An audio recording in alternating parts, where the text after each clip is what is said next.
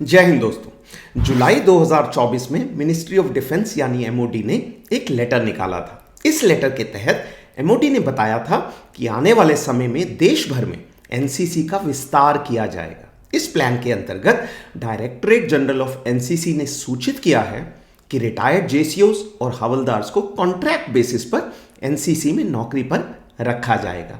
ये जेसीओस और हवलदार NCC cadets के इंस्ट्रक्टर होंगे, यानी इनका काम होगा एनसीसी कैडेट्स को ट्रेनिंग देना।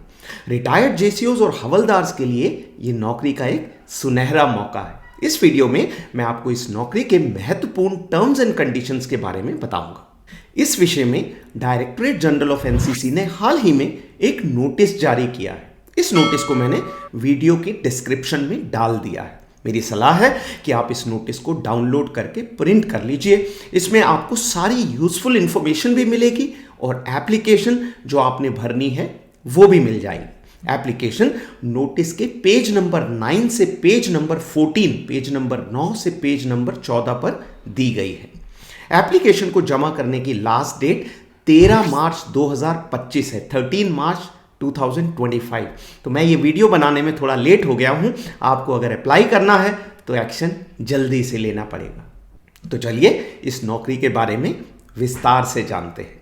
सबसे इंपॉर्टेंट बात से शुरू करते हैं और वो है पे कितनी होगी। तो इस स्कीम के तहत रिटायर्ड जेसीओस की पे होगी 45,000 रुपीज और रिटायर्ड हवलदार्स की पे होगी 35,000 रुपीज पर मंथ, यानी 35,000 रुपए हर महीना। ये टोटल पे है, मतलब इसमें सभी अलाउंसेस जैसे डीए भी शामिल होंगे। जो लोग एक से ज्यादा साल नौकरी करते हैं उन्हें हर साल 3% का इंक्रीमेंट दिया जाएगा। अच्छी बात यह है कि इस पे का पेंशन से कोई ताल्लुक नहीं है। कुछ सरकारी नौकरियों में पेंशन पर डीए मिलना बंद हो जाता है, लेकिन इस जॉब में ऐसा कुछ नहीं होगा क्योंकि ये जॉब कॉन्ट्रैक्चुअल है। आपकी पूरी पेंशन जारी रहेगी। तो ये थी पे। अब इस नौकरी के लिए कौन जेसीओस और हवलदार एलिजिबल है, यानी कौन कौन इस जॉब के लिए अप्लाई कर सकते हैं। तो वो एनसीओ जो हवलदार की रैंक में रिटायर हुए हैं वो एनसीओ इंस्ट्रक्टर स्टाफ के पद के लिए अप्लाई कर सकते हैं, और वो जेसीओ जो सूबेदार या नायब सूबेदार की रैंक में रिटायर हुए हैं वो जेसीओ इंस्ट्रक्टर स्टाफ के पद के लिए अप्लाई कर सकते हैं।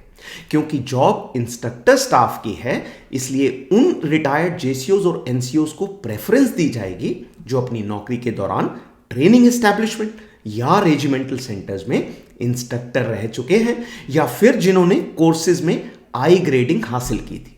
इसके अलावा इस जॉब के लिए 6 इंपॉर्टेंट कंडीशंस हैं जो इस प्रकार है।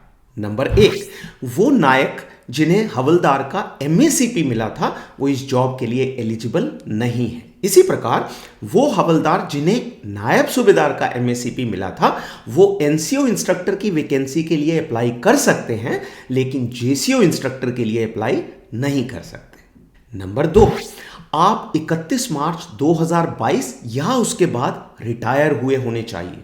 अगर आप 31 मार्च 2022 से पहले रिटायर हुए हैं तो आप इस जॉब के लिए एलिजिबल नहीं हैं।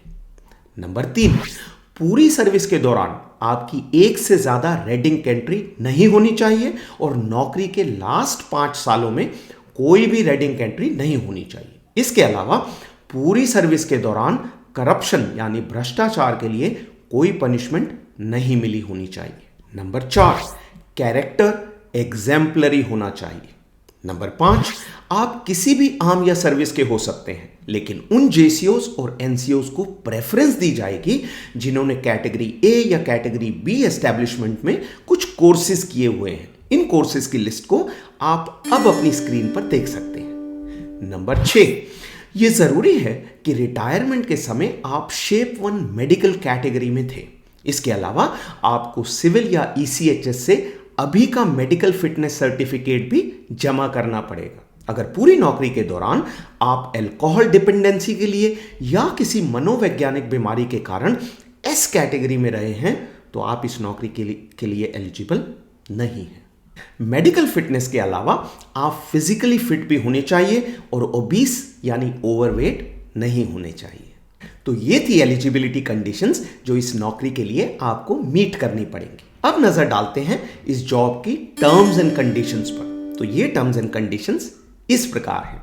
नंबर 1, इस नौकरी की अवधि होगी 2 से 3 साल, 2 to 3 ईयर्स। इस इनिशियल अवधि के बाद अगर जेसीओ या एनसीओ की परफॉर्मेंस अच्छी रहती है तो 11 महीने का एक्सटेंशन दिया जा सकता है। पूरी नौकरी के दौरान जेसीओ साहब की एज 56 ईयर्स 56 साल और एनसीओ की एज 54 साल यानी 54 ईयर्स से ज्यादा नहीं होनी चाहिए। नंबर 2, नौकरी के शुरू में पहले 14 से 21 दिन आपको ट्रेनिंग दी जाएगी। उसमें आपको ट्रेन किया जाएगा कि आपको काम क्या करना है।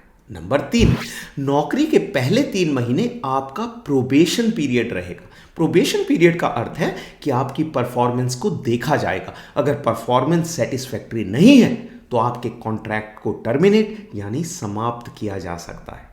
नंबर 4, अब 3 महीने के प्रोबेशन पीरियड के बाद क्या होगा?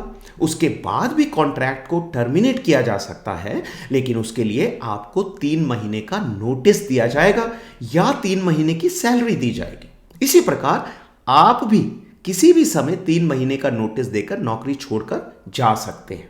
अगर किसी कारण से आप 3 महीने का नोटिस नहीं दे पाते तो आपको 3 महीने की सैलरी जमा करनी पड़ेगी।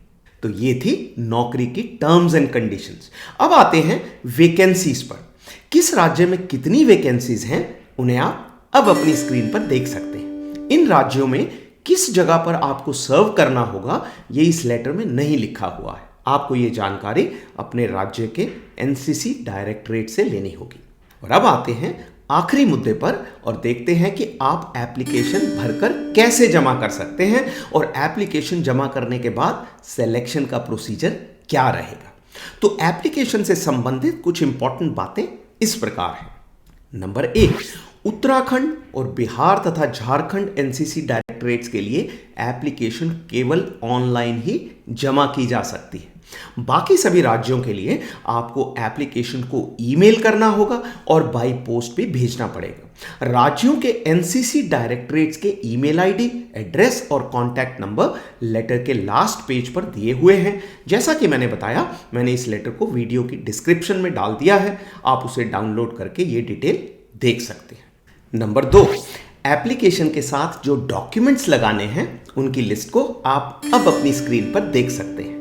नंबर 3, सभी एप्लीकेशंस को एक बोर्ड ऑफ ऑफिसर्स द्वारा स्क्रीन किया जाएगा। ये बोर्ड ऑफ ऑफिसर्स जिन जेसीओस और एनसीओस को शॉर्टलिस्ट करेगा उन्हें इंटरव्यू के लिए बुलाया जाएगा। इंटरव्यू मार्च या अप्रैल 2025 के महीने में होंगे।